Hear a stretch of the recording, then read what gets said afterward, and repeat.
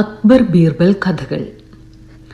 അക്ബർ ചക്രവർത്തി തൻ്റെ മന്ത്രിമാരെ പരീക്ഷിക്കുന്നതിന് പ്രത്യേക വിനോദം കണ്ടെത്തിയിരുന്നു. മന്ത്രിമാരിൽ ഏറ്റവും പ്രിയം ബീർബലിനെയായിരുന്നു. ബീർബൽ ചക്രവർത്തിയുടെ മുഖ്യമന്ത്രിയും നല്ലൊരു സുഹൃത്തുമായിരുന്നു. ഒരു ദിവസം എല്ലാ മന്ത്രിമാരിരിക്കെ അക്ബർ ചക്രവർത്തി ചോദിച്ചു, സത്യവും അസത്യവും തമ്മിലുള്ള വ്യത്യാസം 3 അതിൽ കുറവുള്ള വാക്കിൽ ആർക്കാണ് പറയാൻ കഴിയുക? ഉത്തരം തരുന്ന ആൾക്ക് 13 സ്വർണ്ണ നാണയങ്ങൾ സമ്മാനമായി നൽകുന്നതായിരിക്കും. മന്ത്രിമാർ തമ്മിൽ അന്താളിച്ചു നോക്കി. മന്ത്രിമാരിൽ ഒരാൾ എഴുന്നേറ്റ് പറഞ്ഞു, അസാധ്യം എന്ന്.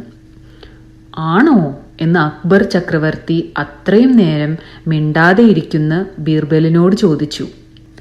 അല്ല, അതിനുത്തരമുണ്ട് എന്ന് വളരെ ആത്മവിശ്വാസത്തോടെ ബീർബൽ പറഞ്ഞു.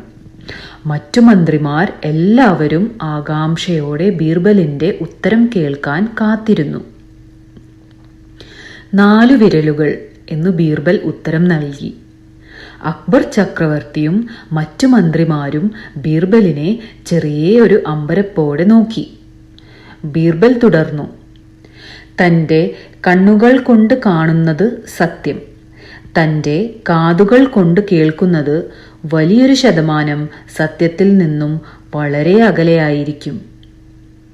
ഞാനത് സമ്മതിക്കുന്നു എന്ന് അക്ബർ ചക്രവർത്തി പറഞ്ഞു.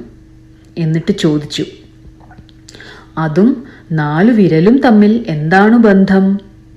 ബീർബൽ ചെറിയൊരു പുഞ്ചിരിയോടെ പറഞ്ഞു, നമ്മുടെ കണ്ണിൻ്റെയും കാതിൻ്റെയും തമ്മിലുള്ള അകലം 4 വിരലുകളുടെ വീതിയാണ്.